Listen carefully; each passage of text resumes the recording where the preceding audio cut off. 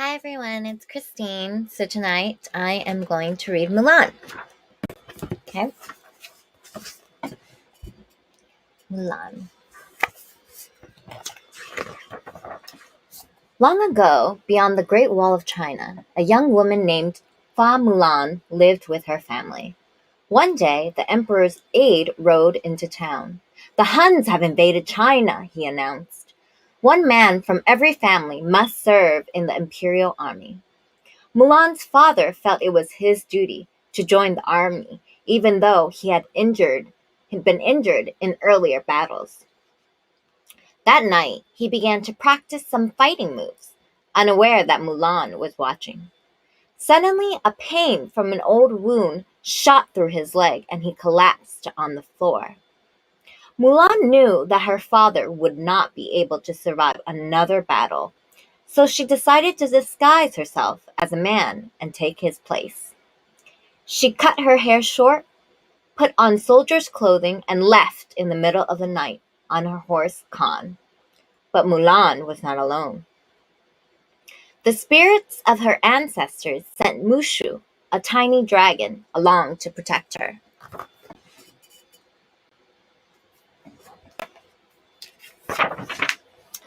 They arrived at the army camp.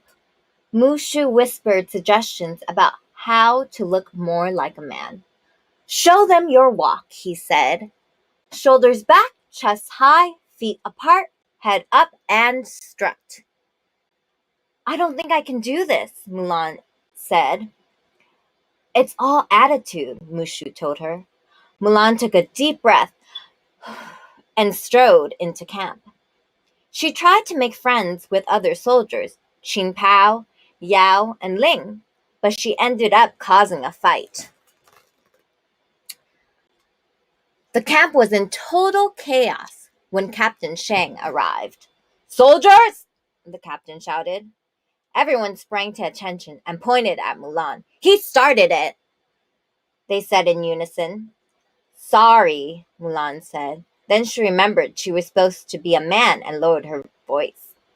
"I mean sorry. What's your name?" Shang asked. "My name is, Ping," Mulan told him. She handed him her army papers and frowned. She was not off to a good start.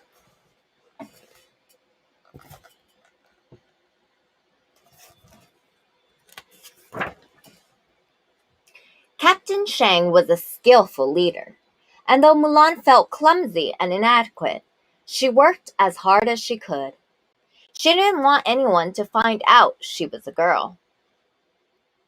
Shang led the recruits through a series of grueling training exercises to help prepare them for the battle. One of the lessons involved retrieving an arrow from the top of a pole while carrying a heavy bronze disc tied to each wrist. "One represents discipline, the other strength," Shang said, holding up the disc. "You need both to reach the arrow." No one was able to do it. Finally, after several attempts, Mulan had an idea.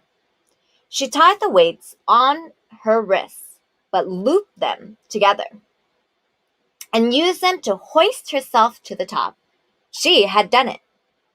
All the soldiers admired Mulan's determination, and they still didn't know that she wasn't a man.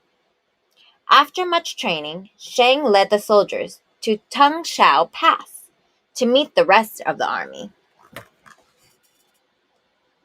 There she is at the top. When they arrived, they discovered that the army had been defeated and none of the soldiers had survived. Shang was especially upset when he realized that his father, General Li, had been killed. Shang composed himself and turned to his soldiers. "The Huns are moving quickly. We're the only hope for the emperor now. Move out," he ordered. Before long, the Huns discovered Shang and his troops. Hundreds of them raced over the mountaintop, firing arrows at Shang's small band of soldiers. At first, it seemed like Shang and his army would meet a similar fate to his father. But Mulan had an idea. She seized a cannon and ran right toward the Huns. When she had almost reached their leader, Shang Yu, Mulan aimed the cannon above his head. The rocket hit the mountain behind him and caused a huge avalanche. Snow tumbled down quickly, burying the army.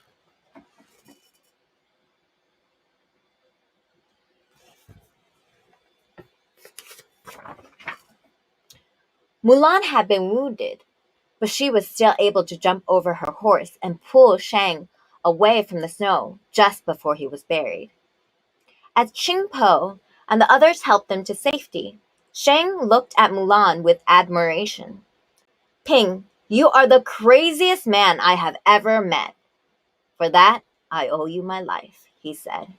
From now on, you have my trust. But Mulan's wound had to be treated by a doctor.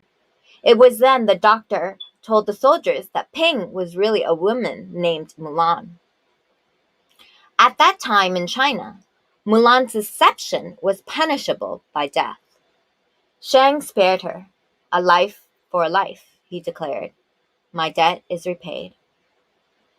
He told her she would not be able to continue on with the other soldiers.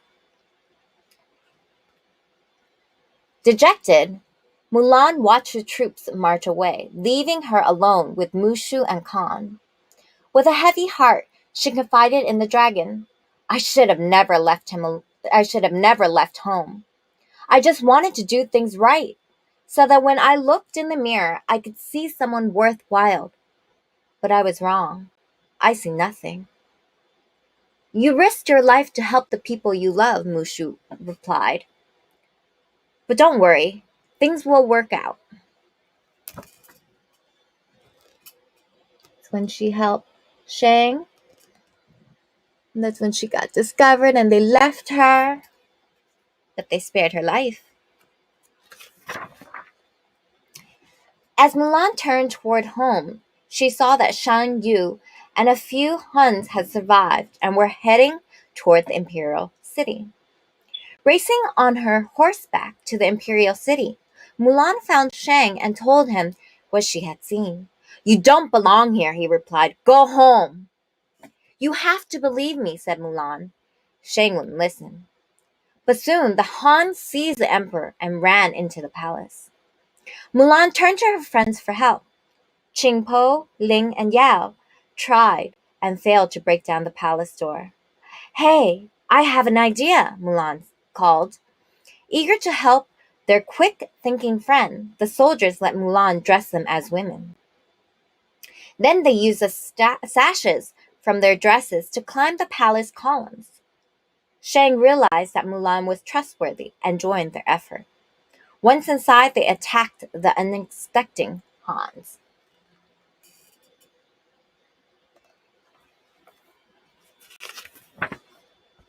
Together, Mulan, Shang, and the others knocked out the Han's soldiers and rescued the emperor. Furious that the emperor had escaped, the Han's leader drew his sword. You took away my victory, Shang Yu growled at Shang. No, said Mulan, I did. She pulled back her hair so Shang Yu would recognize her. The soldiers from the mountains, the Han leader cried. He began to chase her for his revenge.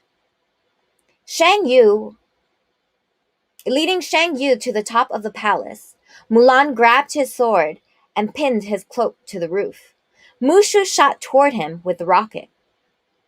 The little dragon jumped to safety just before the rocket blasted Shang Yu into a tower of fireworks.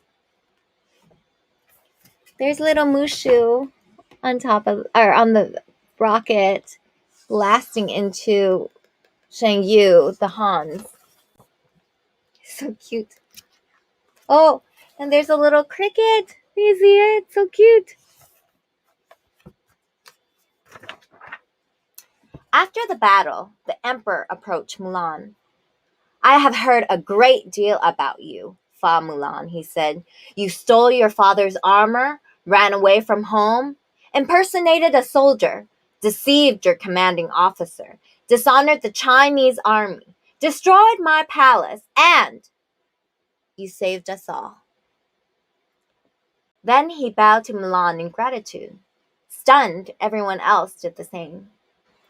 See to it that this woman is made a member of my council, the emperor told his aide. Mulan was honored, but knew that she needed to return to her family. Then take this, so your family will know what you have done for me, the emperor said, handing her a pendant with his crest on it. Then he gave her Shang Yu's sword, and this so the world will know what you have done for China. Mulan thanked the emperor and said goodbye to her friends. It was time to go home and face her father.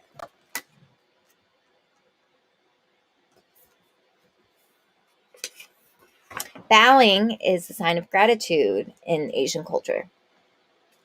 At home, Mulan presented the emperor's pendant and Shang Yu's sword to her father. They were gifts to honor the Fa family, she explained, bowing her head. He put them aside and hugged Mulan.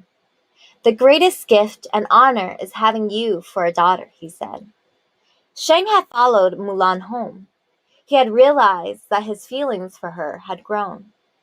She had been very courageous, and he admired her for it. Mulan invited Shang to stay for dinner. He and her family celebrated, delighted everything had turned out so well. There you go. So that's one of the stories from the Disney Storybook Collection. I am through with all the stories. I'm going to try to get another book and see if I can read more to you guys. Reading knowledge is power. The more you read, the more knowledge you attain. The more you study, the more knowledge you attain. And knowledge becomes wisdom. So I would like to say, get as much knowledge as you can. Attain that knowledge, attain